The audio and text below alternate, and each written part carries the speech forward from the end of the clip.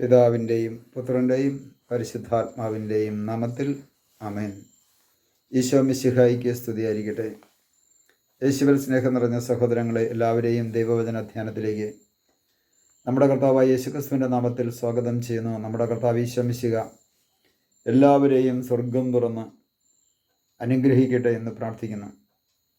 പ്രിയ സഹോദരങ്ങളെ, വീഡിയോ കാണുന്നവർ, സാധിക്കുന്നവർ മറ്റുള്ളവരിലേക്ക് ദൈവവചനം ഷെയർ ചെയ്തു കൊടുത്ത് കർത്താവിൻ്റെ ദൈവവചന ശുശ്രൂഷയിൽ പങ്കുകാരായി മാറണമേ എന്ന് അഭ്യർത്ഥിക്കുകയാണ്.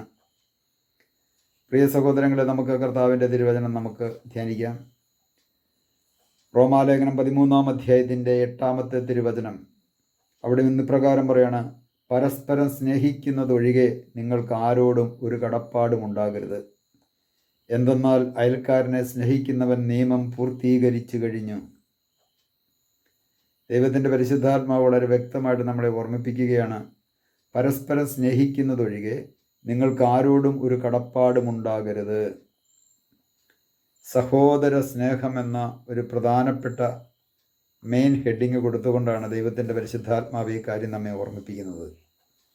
സഹോദര സ്നേഹം. ഇവിടെ ദൈവത്തിൻ്റെ പരിശുദ്ധാത്മാവ് നമ്മളെ ഓർമ്മിപ്പിക്കുകയാണ്, പരസ്പരം സ്നേഹിക്കുക എന്നതൊഴികെ നിങ്ങൾക്ക് ആരോടും ഒരു കടപ്പാടും ഉണ്ടാകരുത്. പരസ്പരം സ്നേഹിക്കുക. ഇന്ന് സഭാമക്കളുടെ ജീവിതത്തിൽ പരസ്പരം സ്നേഹിക്കുക എന്നത് ഇല്ലാത്ത ഒരവസ്ഥയിലേക്ക് മാറിക്കൊണ്ടിരിക്കുകയാണ്. ബൈബിളിൽ അങ്ങനെയൊക്കെ എഴുതി വെച്ചിട്ടുണ്ട്. അതൊന്നും അത്രയ്ക്കും പ്രാവർത്തികമാക്കാൻ പറ്റുന്ന കാര്യമല്ല എന്ന് പറഞ്ഞുകൊണ്ട് ദുർവ്യാഖ്യാനം ചെയ്യുന്ന ആൾക്കാരും നമ്മുടെ സമൂഹത്തിലുണ്ടാകാം.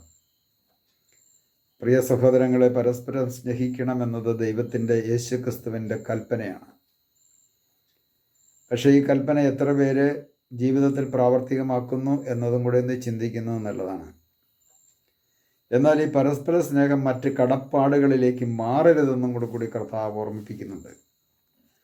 പരസ്പരം സ്നേഹിക്കുക എന്നതിനൊഴികെ നിങ്ങൾക്ക് ആരോടും ഒരു കടപ്പാടും വേണ്ട. എന്തെന്നാൽ അയൽക്കാരനെ സ്നേഹിക്കുന്നവൻ നിയമം പൂർത്തീകരിച്ചു കഴിഞ്ഞു. അയൽക്കാരനെ സ്നേഹിക്കുന്നവൻ നിയമം പൂർത്തീകരിച്ചു കഴിഞ്ഞു എന്ന് ദൈവത്തിൻ്റെ പരിശുദ്ധാത്മാവ് നമ്മളെ ഓർമ്മിപ്പിക്കുന്നു. നമ്മൾ അയൽവാസികളെ സ്നേഹിക്കുവാൻ കടപ്പെട്ടവരാണ്. അയൽവാസികളെ സ്നേഹിക്കുവാനും ബഹുമാനിക്കുവാനും നമ്മൾ കടപ്പെട്ടവരാണ്. പക്ഷേ ഇന്ന് ഈ കാലഘട്ടത്തിൽ ക്രിസ്ത്യാനികളുടെ ജീവിതത്തിൽ ഇല്ലാത്തൊരു കാര്യവും അതുതന്നെയാണ്.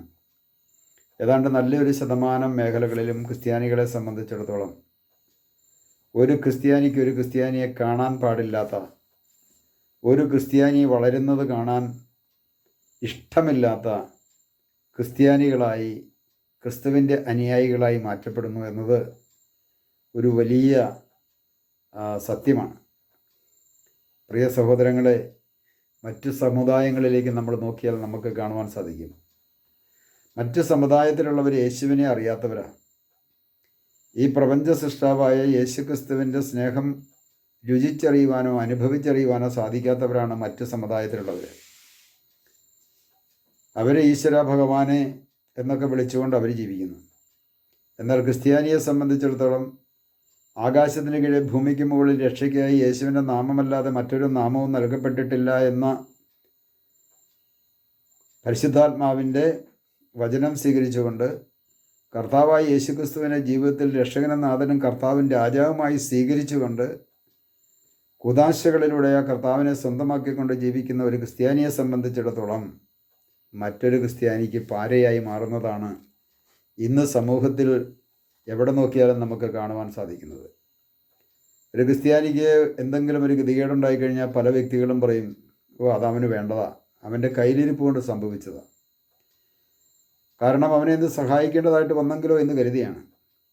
അത്രയ്ക്കും മനസ്സ് കരിങ്കല്ല് പോലെ ആയിക്കൊണ്ടിരിക്കുന്ന ഒരു സമൂഹത്തിലാണ് പ്രിയ സഹോദരങ്ങളെ ഞാനും നിങ്ങളും വളർന്നുകൊണ്ടിരിക്കുന്നത്, ജീവിച്ചുകൊണ്ടിരിക്കുന്നത്. ഇവിടെ ദൈവത്തിൻ്റെ പരിശുദ്ധാത്മാവ് പറയാണ് പരസ്പരം സ്നേഹിക്കണമെന്ന്. അത് കഴിഞ്ഞതിന് ശേഷം 10-ാമത്തെ തിരുവചനത്തിൽ പറയുന്നുണ്ട്, സ്നേഹം അയൽക്കാരന് ഒരു ദ്രോഹവും ചെയ്യുന്നില്ല, അതുകൊണ്ട് നിയമത്തിൻ്റെ പൂർത്തീകരണം സ്നേഹമാണ്. 8-ാമത്തെ തിരുവചനത്തിൽ സ്നേഹിക്കുന്നതൊഴികെ നിങ്ങൾക്ക് ആരോടും ഒരു കടപ്പാടുമുണ്ടാകരുതെന്ന് പറയുന്നു.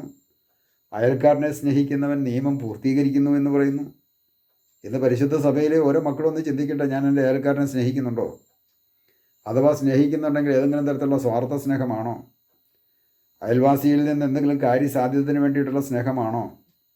ഹൃദയം തുറന്ന ഒരു നല്ല നിഷ്കളങ്കമായ സ്നേഹം എനിക്കെൻ്റെ അയൽവാസിയോട് നടത്താൻ സാധിക്കുന്നുണ്ടോ എന്ന് ഓരോ ക്രിസ്ത്യാനികളും ഒന്ന് ചിന്തിക്കുന്നത് നല്ലതാണ്.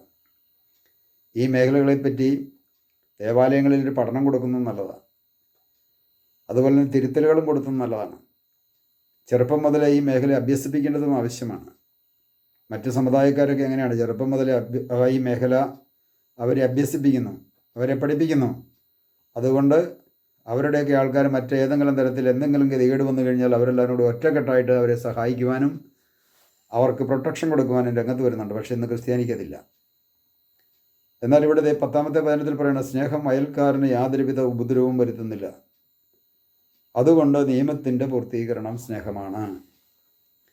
നിയമത്തിൻ്റെ പൂർത്തീകരണം സ്നേഹമാണ്. പ്രിയ സഹോദരങ്ങളെ, നിയമത്തിൻ്റെ പൂർത്തീകരണം സ്നേഹമാണ് എങ്കിൽ നമ്മുടെ അയൽവാസികളെ ഒന്ന് സ്നേഹിക്കുവാനോ അംഗീകരിക്കുവാനോ ബഹുമാനം കൊടുക്കുവാനോ നമുക്ക് സാധിക്കുന്നുണ്ടോ? അതോ അയൽവാസികൾക്കെതിരെ തിന്മ പ്രചരിപ്പിക്കുന്ന, ദുഷ്പ്രചരണം നടത്തുന്ന ഒരു അന്ധകാര ശക്തിയുടെ അടിമത്തത്തിൽ കഴിയുന്ന ഒരു വ്യക്തിയായി ഞാൻ മാറിയിട്ടുണ്ടോ? ദൈവത്തിരുമുമ്പിൽ ആത്മപരിശോധന ചെയ്യണമേ. ഏത് തരത്തിലുള്ള കുറവാണേലും ആ കുറവുകളെ നികത്തിത്തരാൻ സാധിക്കുന്നത് കർത്താവിന് മാത്രമേ ഉള്ളൂ. അതുകൊണ്ട് നമ്മുടെ ജീവിതത്തിൽ നമ്മൾ ഓരോരുത്തരും ആത്മപരിശോധന ചെയ്ത് ജീവിതത്തിൽ നിന്ന് തിരുത്തുവാൻ തീരുമാനമെടുക്കുക.